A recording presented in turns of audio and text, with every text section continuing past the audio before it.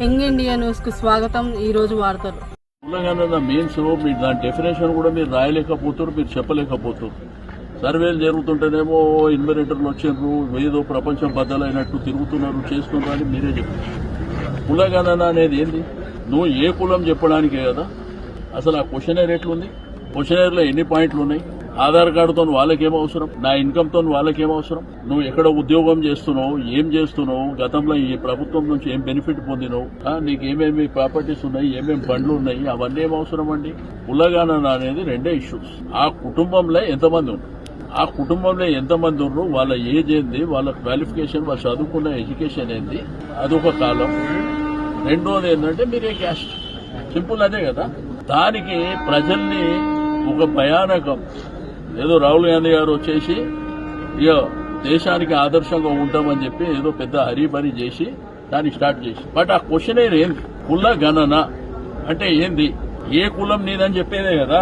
దానికి ఇండియన్కు పెట్టిన దాంట్లో అందుకే ప్లానింగ్ అయ్యి ప్రజలు కూడా మీరు చూస్తున్నారు, టీవీలో, పేపర్లో, మీరు సోషల్ మీడియాలో కూడా చూస్తున్నారు, వాళ్ళంతలో వాళ్ళే వాలంటరీగా బైకాట్ చేస్తారు. మేము ఇయ్యమంటారు. మీకు జరుగుతుంది అదే. దాంట్లో ఏ పొలిటికల్ పార్టీ ఇన్వాల్వ్ కాలే. వాళ్ళ మీదకి పోయి ఇది చేయండి, చేయొద్దు అని ఎవరు చెప్పలే. ఇది వాలంటరీగా ఎక్కడ పడితే అక్కడ ఈ పరిస్థితులు వస్తున్నాయి. అరే సింపుల్ కదండి.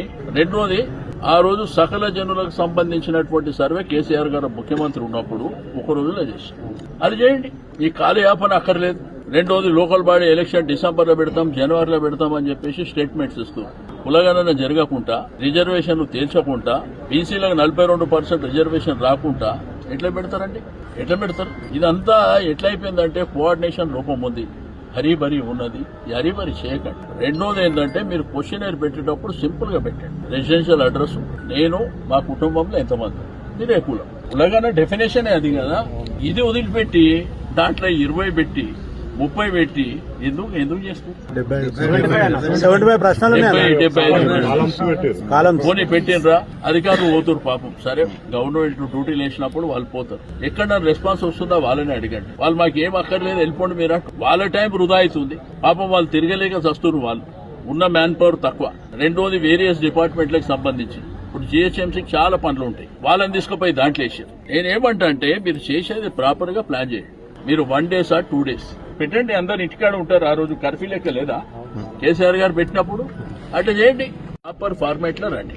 డెఫినెట్ గా నేను ఒక్కొన్ని వివరించక పోవడం మూలానను, చేయకపోవడం మూలానను ప్రపంచం మేము ఆగిపోదు కదా. నేను ప్రజలతో పాటు నేను ఒక్కొన్ని. కాబట్టి మీరు ప్రాపర్ ఫార్మాట్ లో రండి. ప్రజల్ని ఇబ్బంది పెట్టి అనవసరంగా ప్లానింగ్ కు గురి చేయకుండా బాధ్యతగా చేయండి.